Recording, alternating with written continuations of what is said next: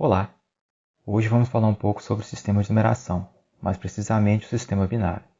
Bom, a melhor maneira de se entender como o sistema de numeração binário funciona é compreender o sistema que utilizamos diariamente, o sistema de numeração decimal. Mas você deve estar se perguntando, o que é um sistema de numeração?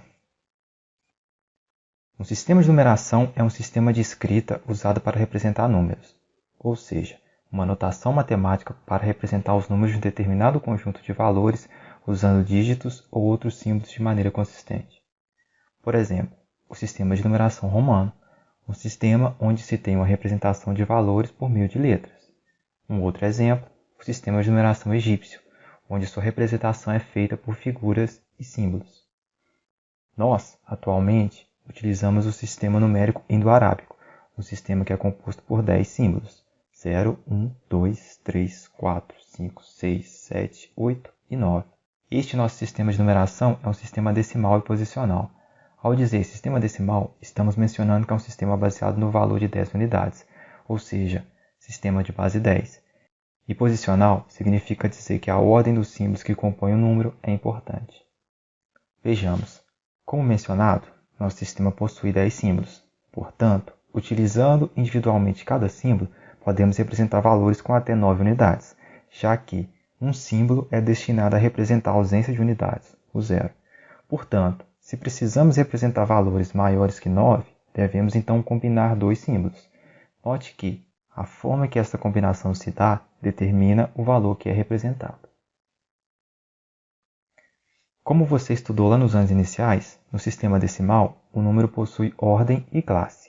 Ordem diz respeito ao agrupamento de unidades. Por exemplo, temos a ordem das unidades, a ordem das dezenas, das centenas, das unidades de milhar e por aí vai. Classe, por sua vez, diz respeito ao agrupamento de três ordens. Por exemplo, temos a classe das unidades, dos milhares, dos milhões, dos bilhões e por aí vai. Por meio dessas classificações, dizemos que, dependendo da ordem da classe de um algarismo, varia-se a quantidade de unidades que este algarismo pode representar. Por exemplo, veja este número, 123.547. Veja, o algarismo 1 representa uma centena de milhar, o algarismo 2, duas dezenas de milhar, o algarismo 3, 3 unidades de milhar, o 5, 5 centenas, o 4, 4 dezenas e o 7, 7 unidades. De certa forma, podemos interpretar esta ideia de uma outra maneira. No lugar de uma centena de milhar, podemos escrever, por exemplo, 1 vezes 100.000, pois este é o valor em unidades que esta ordem está representando. Continuando, fazendo o mesmo com o algarismo 2, teremos 2 vezes 10.000, e assim podemos fazer com todos os outros algarismos. Seguindo este mesmo raciocínio, podemos fazer uma pequena alteração. Vamos considerar esses números em função da base do sistema, ou seja, 10. Perceba, todos eles são múltiplos de 10, logo podemos agrupá-los em potências de 10. Portanto, ficará da forma que você está vendo. Ok, vamos encarar este problema de uma outra ótica então. Vamos pegar nosso número e dividi-lo por 10, utilizando o famoso método das chaves.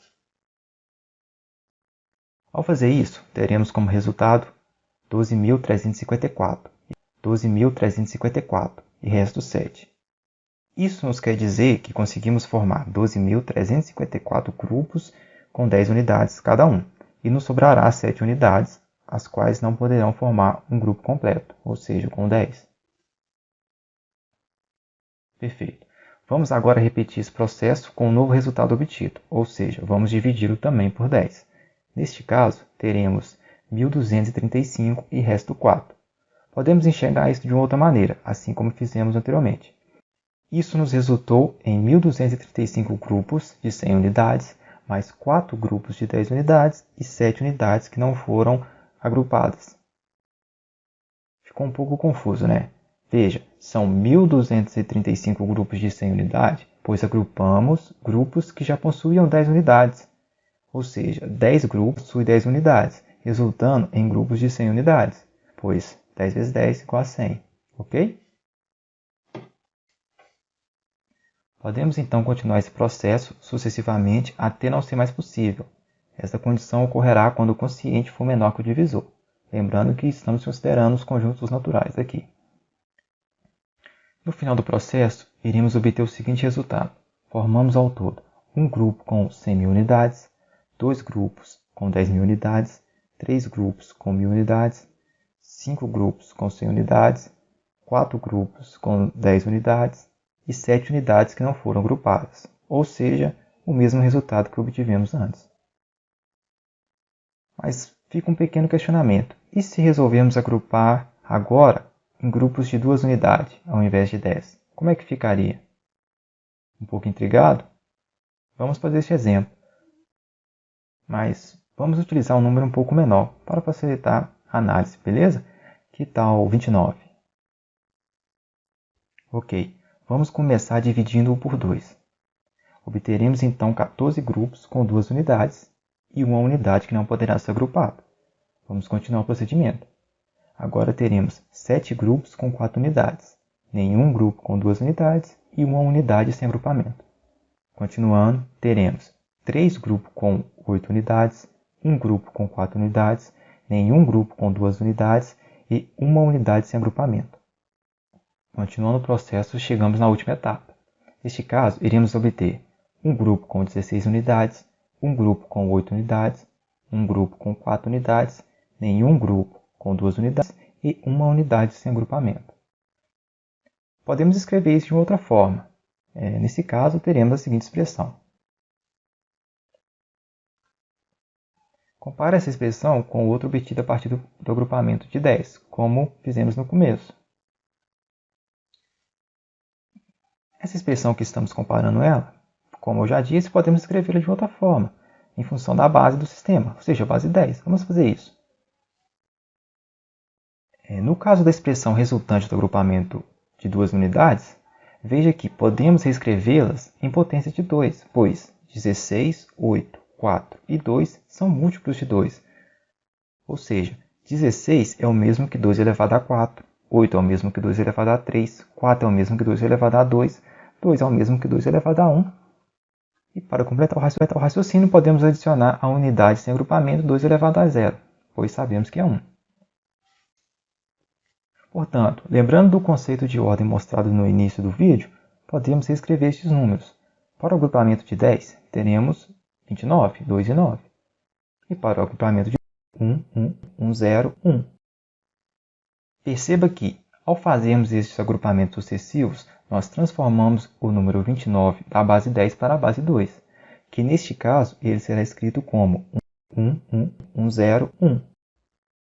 Como esta nova representação pode ser confundida com outra na base 10, nós adicionamos um pequeno 2 embaixo ao número, assim dizemos ao leitor que este número está representado em uma base diferente de 10, neste caso 2. Ao reescrever o número na base 2, nós estamos trabalhando com um sistema de numeração diferente do sistema decimal, neste caso, o sistema de numeração binária. Perceba que nesse sistema, todos os algarismos são representados apenas por 0 e 1, ou seja, apenas 2 símbolos. E este é o sistema binário. Legal, não? Bom, agora é a sua vez. Tente reescrever os números 23, 45 e 129, que estão aqui representados na base 10, em uma representação da base 2. Para isso, utilize o método de agrupamento de 2 que vimos previamente. Espero que você consiga. Bom exercício!